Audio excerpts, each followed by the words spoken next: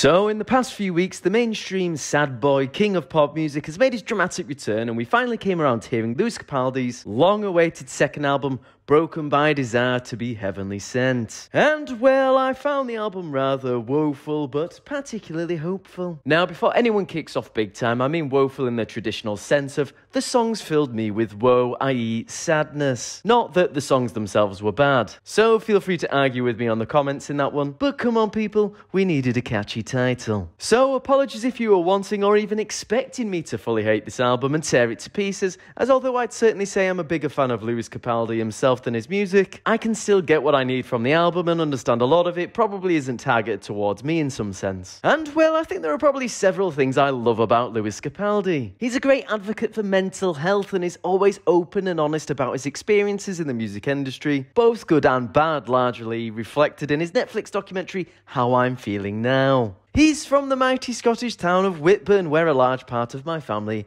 is from. He takes pleasure in children crying at his music videos, specifically the one where the old postman has a dog, the old man dies, then the dog dies, and then someone puts the dead dog's collar on the dead old man's grave. Cheery stuff, I know. But I think the main thing I love about this man is the fact he will do absolutely anything to promote his new albums. Most recently, his exercise sit-in session for Peloton, where he rode a Peloton bike, said how much he hated it, and how much he'd rather have stopped about an hour ago and ordered a takeaway. Truly high quality content. So coming round to his new album, overall I think instantly if you liked his debut, you've got a high probability that you will enjoy this one also. I do think his debut album at first glance is probably a bit better than the follow-up, but that's often the case for a lot of artists, as they've had years to make their first album and then a time limit for their follow-up. But what I will say is that overall the album is still to a satisfactory standard. And it's your run-of-the-mill Capaldi injection, albeit with a lot more focus on pop-styled songs, as opposed to the ballads that we heard on his first album. But we still do get to hear those ballads on this album too. I think maybe for me the first thing I'd say is the production style and mixing on this album didn't sit too well with me, and it doesn't have that raw clean cut that I tend to favour in albums. But the production of this album is gearing towards something that will regularly be played on the radio and overall a pop album. So I think maybe it's a bit naive to go into a pop album from a large pop star then complain that the production style sounds like it's pop enhanced. So I'm going to stop complaining about that at once. I think also maybe Lewis's vocal goes a bit over the top at times for the style of the songs he's making, where songs which are now a bit more upbeat and fast-paced have Lewis coming in and absolutely screaming at the top of his lungs for a few seconds,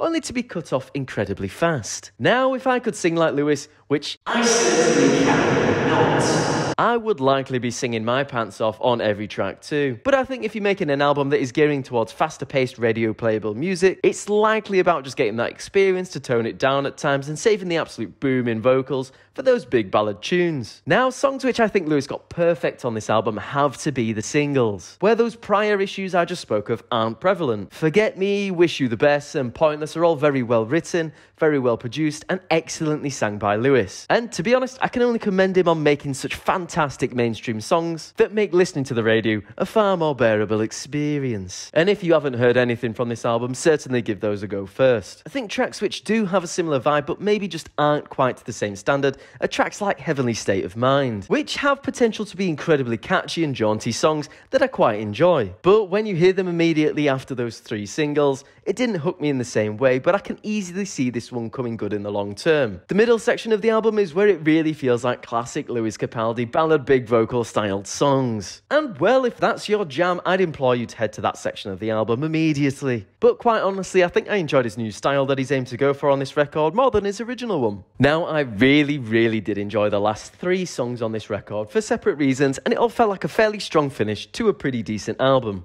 Leave Me Slowly was a nice, slower paced tune with some background instrumentals that differed to the rest of the album. Overall, with a progression and style to it that reminded me a lot of Say Something Loving by the XX. I genuinely listened to these songs back to back just to make sure I wasn't going crazy, and they do sound similar in terms of instrumental, which did make me like Lewis's track even more. How This Ends was a great all-encompassing style track that starts small and grows grandiose into itself. And it reminded me a lot of I Always Wanna Die Sometimes by the 1975. And well, we hear Lewis talk a fair bit about his friendship with old Matty Healy and how they've had some writing sessions together. So who knows, maybe some inspiration was taken from those sessions and pumped into this song. But regardless of any of that, I still think it's a great song to lead into the last track of the record, How I'm Feeling Now. Now, How I'm Feeling Now is probably one of my favourites from this album, and it really did feel like more of a confession rather than a song about someone else for a change. And it did seem reflective of his Netflix documentary, also titled How I'm Feeling Now. I really like the mix and production on this song as it feels more peeled back and gives the album more of an earnest take, finishing on a very open and honest ending, which portrays an image of Lewis without any of the glitz and glamour and ultimately humanises him, giving a great end to the album. For the theme of the album, on the surface level, it seems to be about the end of one relationship with someone you struggle to get over for egotistical reasons, only to then find someone new